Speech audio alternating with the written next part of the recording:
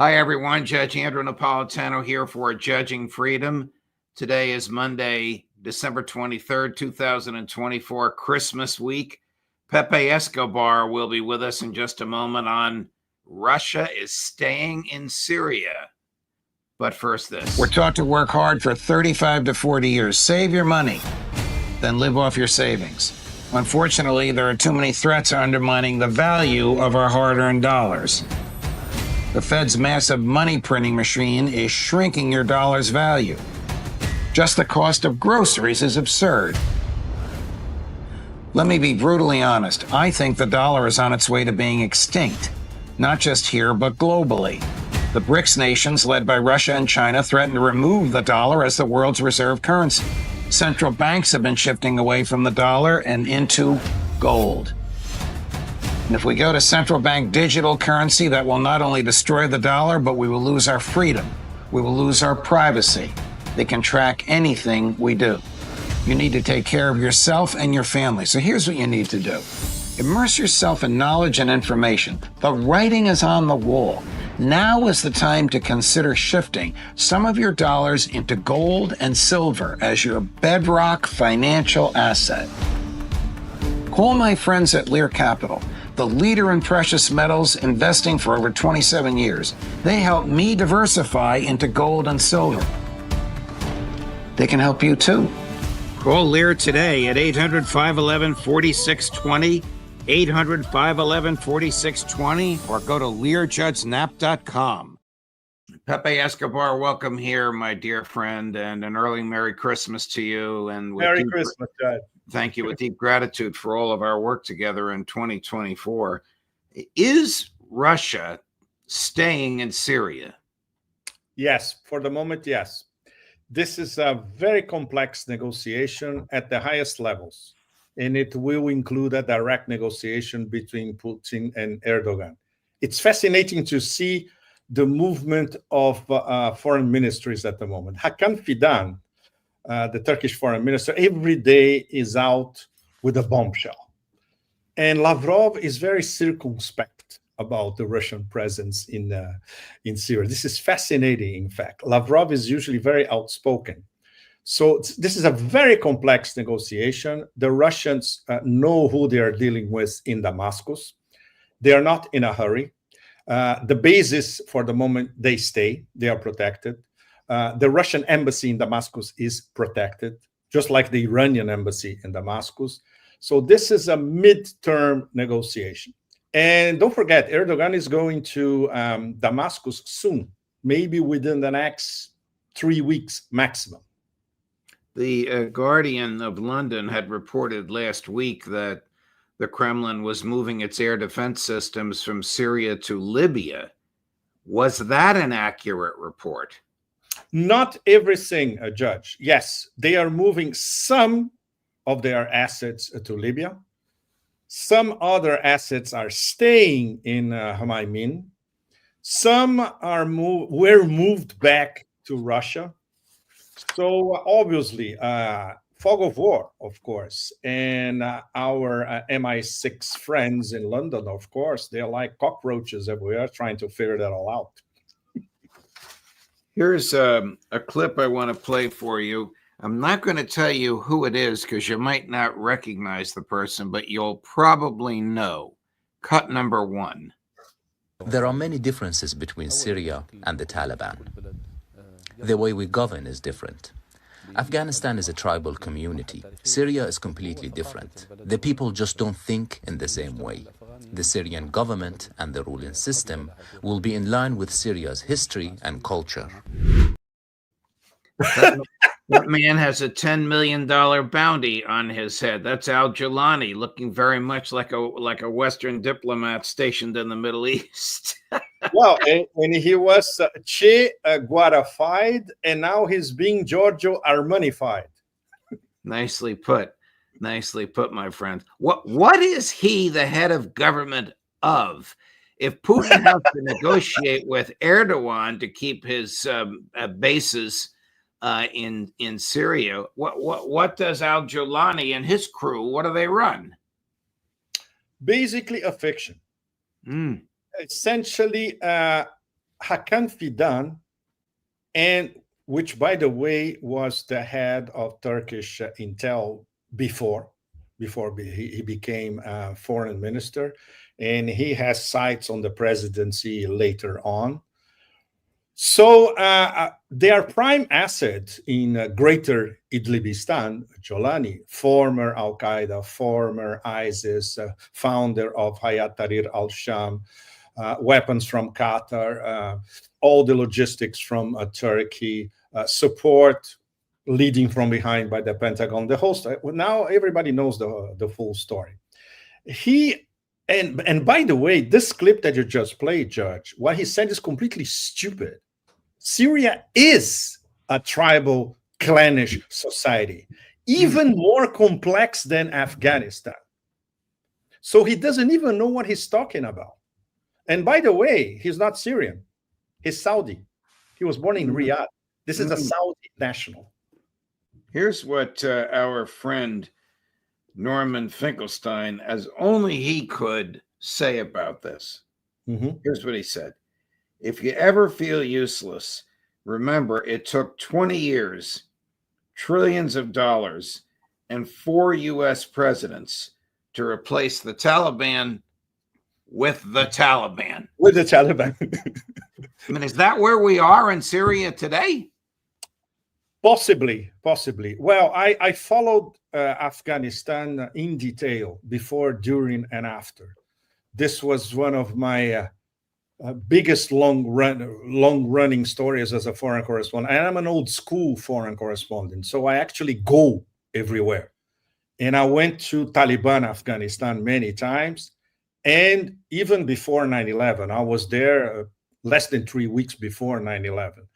And that's how I learned Afghanistan from the inside, starting with the tribal areas and then inside Afghanistan. So I knew as best as I could as a foreigner, of course, without speaking Pashto or Dari, but with very good local connections, a tribal clannish society, and how Afghanistan is a jigsaw puzzle of tribal clannish societies. Syria is even more complex because it's also tribal and clannish and basically irreconcilable, in fact. In fact, Druze and Alawites and Shiites, minorities compared to Sunni Islam, and those tribes that are in the desert, in the northern part of Syria, in the northeast, these are basically Arab tribes, and they oppose everybody who is not part of the tribe or the clan. So basically, you cannot rule that part of Syria. And Erdogan, in his mind, he thinks that he can establish a sort of buffer zone in that area. It's going to be extremely difficult. They're going to have to kill a lot of Arab tribals. And this is something that bypasses Jolani completely. Getting back to Syria, Colonel McGregor reports of the existence of an open-air slave market in Damascus, where women are being sold into sexual slavery. Is this credible? I haven't followed that, Judge, really. It's quite possible. First of all, because most of the connections that we had in Damascus, many of them were Christians. They left. They are not there. And many Shiite connections as well. They also left to Lebanon. So Damascus nowadays is a little bit of a no man's land, and nobody really knows what's happening in the back streets at 2, 3 in the morning. For instance, the equivalent would be during the American surge in Iraq. The Americans didn't know what was going on in Sadr City at 2 or 3 in the morning. It's more or less the same thing in Damascus. But now that concerns people who actually used to live in Damascus. Christians who used to live in the old city of Damascus, for instance. Shiites who used to live around Sayyida Zainab Temple, which is in the outskirts of Damascus, which is one of the most important sanctuaries in Shiite Islam. And there are pogroms going on. There are purges. And I'm sure there may be a slave market of sorts, because many of these groups allied with HTS, they're basically criminal gangs. And it's not that they are Salafi jihadis ideologically per se. They are criminal gangs, and whatever happens, whatever they can make money with, they will do it. What happens if Erdogan and Netanyahu have their eyes set on the same piece of real estate? Apparently, for the moment, it's not the same. The Israelis is the south all the way to the southern countryside, south of Damascus, essentially. Tel Aviv to have its eyes on Damascus, it's not going to cut it. And it's not going to cut it with anybody in Syria and with Syrian patriots, whatever their ideological bent. And Turkey, for Erdogan, it's very, very important. He wants the industrial heartland of Syria. This means everything from Aleppo in the north, cutting through the M5 highway all the way to Damascus near the south. This is what Erdogan and, of course, the people who back him in Ankara want. But he also wants this buffer zone all across the Turkish-Syrian border in the north and northeast, and obviously get rid of as many Kurds as possible. Literally, this is to put it diplomatically.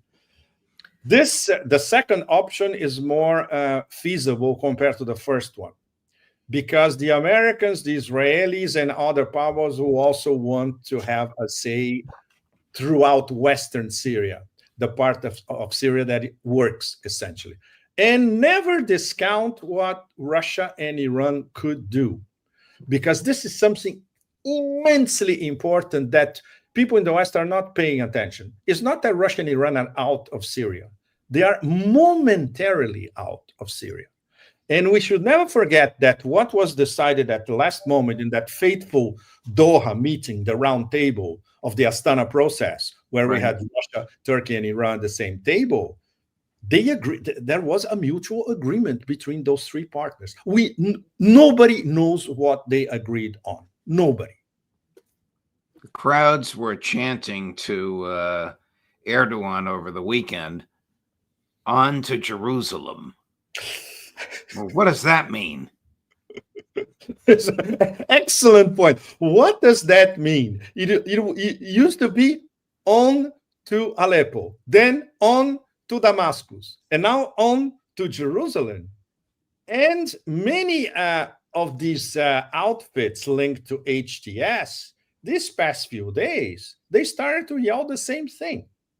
We're going all the way to Jerusalem.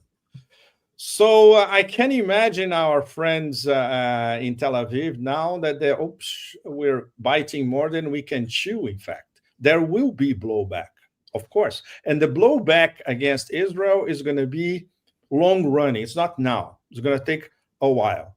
Same thing, the Syrian blowback against Turkey. This is going to take quite a while, assuming we have a functioning government within the next few months. Not a done deal. For the moment, they put a guy who used to run Idlib to run Damascus. This is completely absurd. And they are getting all ultra hardcore HTS criminals, in fact, for very important positions in the interim government, all the way to March 2020. But Pepe, what is it a government of? How much real estate besides the city of Damascus is left after the Israelis took what they wanted and the Turks took what they wanted and the Kurds occupied what they wanted? Exactly, because Judge, we don't know who's actually running Hama and Homs. Nobody knows who's actually running Hama and Homs. In Aleppo, the situation in Aleppo is very, very fuzzy at the moment. For the moment, what we have is these key Hayat Tahrir al-Sham executives, let's put it this way, working as, I would say, some sort of mayors, as we have it here in Europe or in France, for instance. The mayors of Aleppo, Homs, Hama, etc. But this is unsustainable. We don't know about the degree of popular support that they have. We don't know about the previous industrial classes that had power in all these cities. if they left the country, if they are hedging their bets, if they're going to organize a resistance. We already know that there is a resistance in the mountains of Latakia by the most able special forces of the previous Syrian Arab army. So this is just the beginning of a resistance movement. Let's try to define them as Russian patriots, Syrian patriots. I'm sorry. Okay. So everything is moving. West Asia, everything is moving all the time, and backstabbing is an art. Switching gears to Ukraine.